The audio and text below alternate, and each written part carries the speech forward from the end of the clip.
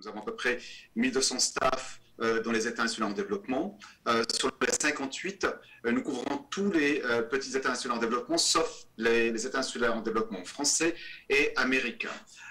Nous avons actuellement un portefeuille global de 1,5 milliard de dollars.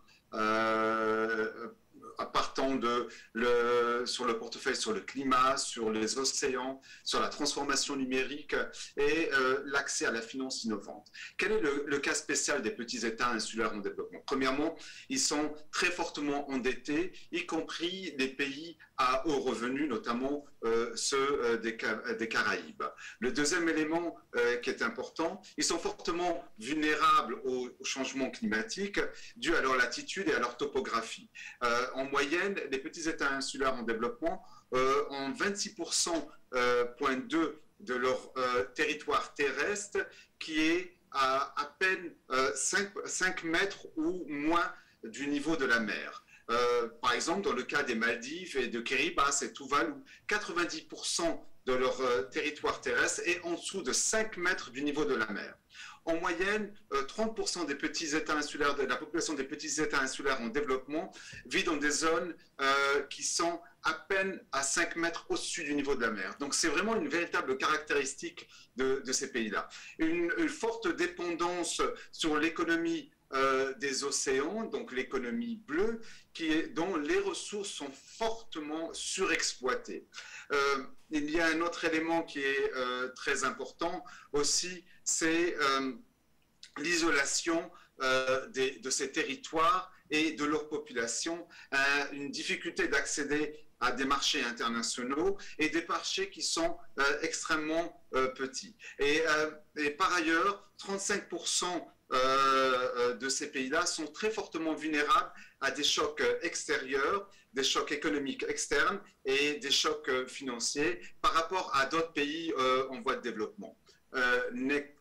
Prochaine diapositive, s'il vous plaît. En termes de définition, comment nous approchons ici l'économie bleue? L'économie bleue pour le PNUD, c'est l'utilisation durable des ressources pour une croissance économique, des emplois et une inclusion sociale et financière avec un focus qui est très important. Et c'est là où il y a une véritable différence, un focus sur la préservation et la restauration, sur la santé des écosystèmes des océans et des services qu'ils peuvent procurer. Le slide suivant, s'il vous plaît. Pour nous, le tourisme, voilà, le tourisme est un véritable déterminant de la croissance et du développement des petits États insulaires en développement. 44 millions de visiteurs dans les petits États insulaires en développement en 2019, sachant que la totale population de tous les sites réunis est de l'ordre de 65 millions d'habitants. Le tourisme est un secteur clé pour les petits États insulaires en développement, supérieur à 30% de la totalité des exportations dans les PIED et supérieur à 50% pour les 20 premiers PIED. Des pays comme Sainte-Lucie et Palau, les revenus du tourisme sont de l'ordre de 98% et 88% respectivement.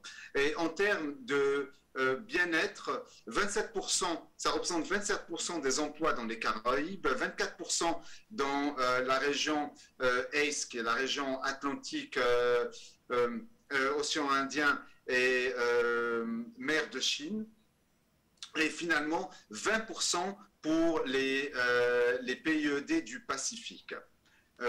Prochaine diapositive, s'il vous plaît. Comme on l'a répété, je pense, pendant l'événement, la plupart des petits États insulaires en développement ont subi le choc de la pandémie.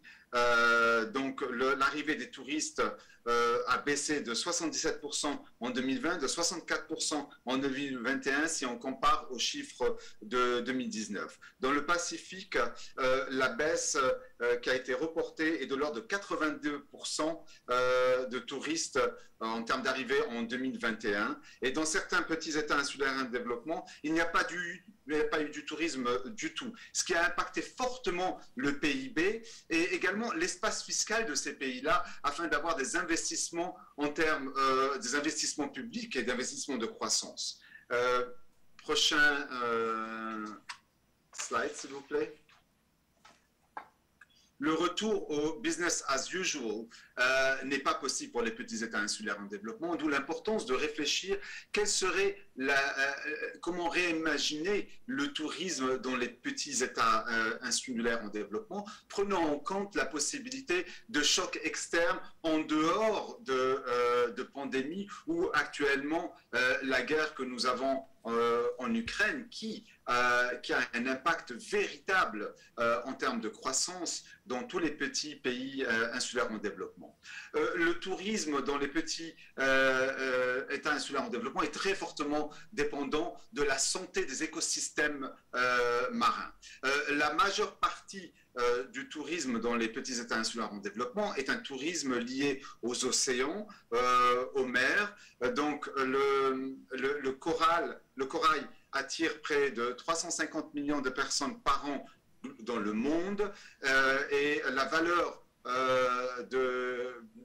tout simplement à Palau du tourisme pour les requins est autour de 1,9 million de dollars. Pour les remontas, c'est autour de 10 millions annuellement. Il y a une surexploitation de l'utilisation des ressources marines. Et je fais très attention au fait que quand on parle aux petits États insulaires en développement, on leur demande, oui, vous devez exploiter les océans, vous devez exploiter les capacités des océans pour réimaginer votre tourisme. Oui, il y a une possibilité, mais il faut prendre en compte l'impact actuel sur les écosystèmes marins et aussi bien que les écosystèmes terrestres. La prochaine diapositive, s'il vous plaît. Le lien entre la santé des océans et les économies est reconnu dans les objectifs de développement durable et notamment la cible 14.7 où par 2030 il est défini qu'une augmentation de la croissance économique dans les petits États insulaires en développement et les PMA due à l'utilisation durable des ressources marines, incluant la gestion durable de la pêche, de l'aquaculture et du tourisme. Cependant, il faut prendre en compte dans cette cible le fait que le tourisme, qui est un élément clé de la croissance dans les petits États insulaires en développement, est vu que d'un point de vue de l'utilisation du pourcentage de la pêche dans le PIB. Et c'est considéré comme simplement un sous-indicateur. La prochaine diapositive, s'il vous plaît. D'un point de vue du PNUD, comment nous approchons le tourisme lié aux océans? Nous pensons que la responsabilité des petits États insulaires en développement, c'est de répondre au Samoa Pathway et aux objectifs de développement durable, donc au programme de développement durable à l'horizon 2030. Afin de pouvoir répondre à ces deux agendas et également à la relève économique post-pandémique, donc à la transition verte et à la transition bleue, nous pensons qu'il est très important d'approcher le développement par trois angles. Le premier angle, c'est l'action au climat qui porte plus précisément sur la transition énergétique, sur la résilience et l'adaptation au climat et sur les solutions dues à la nature. Le deuxième pilier est l'économie bleue, comme j'ai dit, l'utilisation durable des ressources et de la restauration et de l'adaptation des écosystèmes. Et le troisième pilier, c'est la transition numérique. Ces trois piliers sont interdépendants. Il est impossible d'approcher l'économie bleue indépendamment de ces deux autres piliers. Et il y a un quatrième pilier qui est un pilier qui est l'accès à la finance innovante. La prochaine diapositive, merci. Un élément clé qui est pour nous, qui permettrait une croissance, et comme j'ai dit, donc, vous vous rappelez dans la définition, on parlait d'utilisation durable des ressources pour une croissance économique, pour des emplois, pour un bien-être social, qui est l'idée de la diversification du tourisme qui permettrait une création d'emplois. Et là, nous pensons à quatre éléments principaux. Un, c'est la reformation de la main-d'œuvre actuelle qui est dans le tourisme, qui serait liée plutôt à une formation dans des emplois qui sont liés au tourisme numérique. Et c'est là que nous faisons des formations actuellement dans le Pacifique. La deuxième, c'est permettre aux petites entreprises, aux PME, d'accéder aux technologies et également à tous les outils numériques pour la création de la chaîne de valeur au niveau de l'innovation. Le troisième pilier porte plus sur les big data et l'intelligence artificielle et qui permettrait de développer des outils liés au tourisme et à la création d'emplois. Et enfin, le tourisme virtuel et notamment à travers les industries créatives. La prochaine diapositive, s'il vous plaît.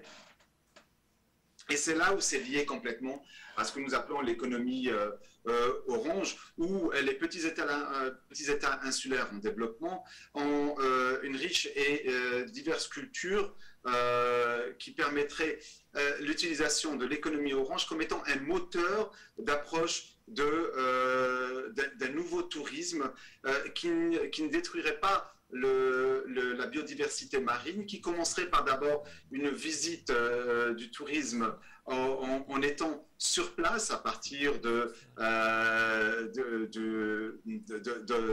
plateformes virtuelles qui seraient liées à des plateformes de e-commerce et qui permettraient d'être un déclencheur d'un tourisme de haut niveau et non plus un tourisme de masse. Donc une transformation complète du tourisme dans des petits États insulaires en développement et qui verrait un tourisme de haut niveau qui préserverait le tourisme, qui préserverait les écosystèmes locaux et qui serait beaucoup plus intégré à l'économie locale. La prochaine diapositive, s'il vous plaît.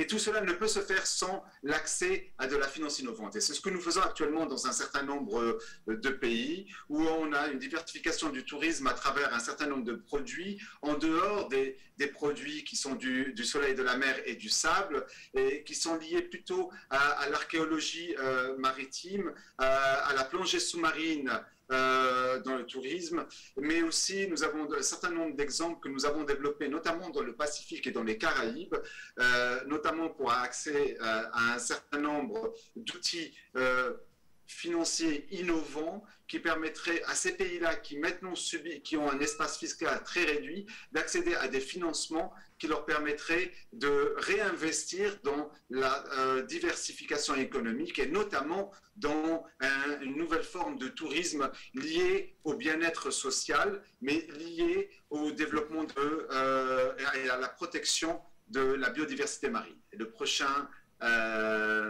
prochaine diapositive. Et enfin, dans la définition, il y avait un troisième élément qui était très important, c'est l'inclusion sociale et l'inclusion financière, qui est un élément clé pour le développement du tourisme. D'un point de vue de l'implication des sociétés civiles, par exemple, tout ce que nous faisons actuellement à l'île Maurice, où des aires protégées marines sont créées par la société civile, gérées par la société civile et travaillent en étroite collaboration avec des petites entreprises. La promotion du tourisme durable et notamment avec des chaînes de valeur dans l'économie locale, d'un point de vue des produits agricoles, des produits de la pêche, mais également de l'artisanat qui non plus est importé de pays très éloignés, des petits États insulaires en développement, mais produit localement avec des produits locaux qui peuvent être vendus sur des plateformes de e-commerce.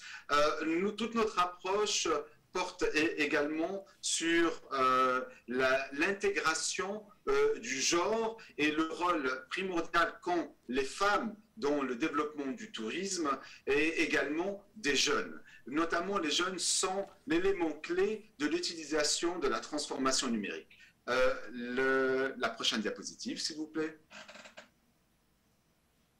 Enfin, nous maintenons l'importance de la préservation des écosystèmes. Donc l'action sur le climat permet d'accélérer la protection, la préservation, la restauration des écosystèmes. Le développement durable reste un élément essentiel et la biodiversité marine. Nous sommes actuellement en train de développer un certain nombre de prototypes de tourisme virtuel que nous espérons présenter lors de la conférence des océans à Lisbonne à la fin du mois de juin. Et si tout se passe comme prévu, seront répliqués dans un très grand nombre de petits États insulaires en développement. Comme Monder, on avait participé ensemble à un certain nombre de séminaires sur comment réimaginer le tourisme. Maintenant, nous mettons en application ce que nous avons discuté, comment réimaginer le tourisme via la transformation numérique. Et je vous remercie infiniment.